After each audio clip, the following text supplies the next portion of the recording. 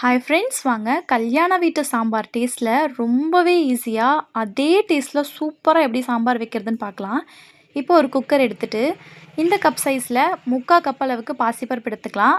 அதே சைஸில் 1/2 கப் அளவுக்கு துவரம்பருப்பு எடுத்துகிட்டு நல்லா அலசிடுங்க. அலசினதுக்கப்புறமா ஒரு டீஸ்பூன் ஜீரகம், கொஞ்சமாக மிளகு, கொஞ்சமாக வெந்தயம் சேர்த்துட்டு ஒரு 5 பல்லு பூண்டு சேர்த்துடலாம். ஒரு பச்சை மிளகாய் கீரி எடுத்து வச்சுருக்கோம், அதையும் சேர்த்துட்டு ஒரு வெங்காயம் 4ஆக கட் பண்ணி எடுத்து வச்சுருக்கோம். ஒரு 3 தக்காளி கட் பண்ணி எடுத்து வச்சுருக்கோம், அதோட சேர்த்துட்டு ஒரு 1/2 டீஸ்பூன் மஞ்சத்தூள் சேர்த்துக்கலாம். ஒரு 1/2 டீஸ்பூன் அளவுக்கு பெருங்காயத்தூள் சேர்த்துக்கலாம்.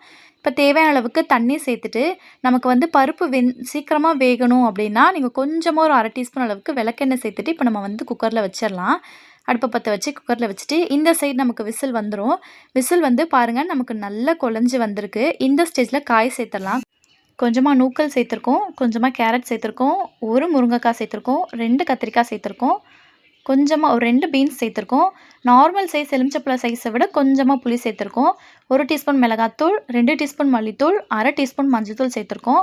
தேவையான அளவுக்கு தண்ணி, தேவையான அளவுக்கு உப்பு சேர்த்துருக்கோம். சேர்த்துட்டு கடைசியாக கொஞ்சமாக கொத்தமல்லியை தூவி விட்டுட்டு குக்கரை மூடி நம்ம விசில் வச்சு விட்டுறலாம்.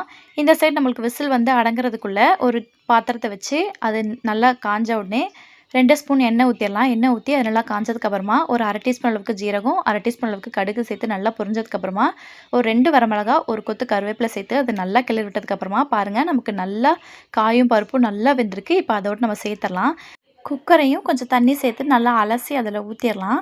ஊற்றிட்டு இந்த சாம்பாரை கொஞ்சம் நல்லா கொதிக்க விட்டு கடைசியாக கொத்தமல்லி தூவி இறக்குனீங்கன்னா அப்படியே உங்களுக்கு கல்யாண வீட்டு சாம்பார் மாதிரியே இருக்கும். கண்டிப்பாக நீங்களும் உங்கள் வீட்டில் ட்ரை பண்ணி பாருங்கள். கண்டிப்பாக ட்ரை பண்ணி பார்த்துட்டு எப்படி இருக்குன்னு கமெண்ட்டில் சொல்லுங்கள்.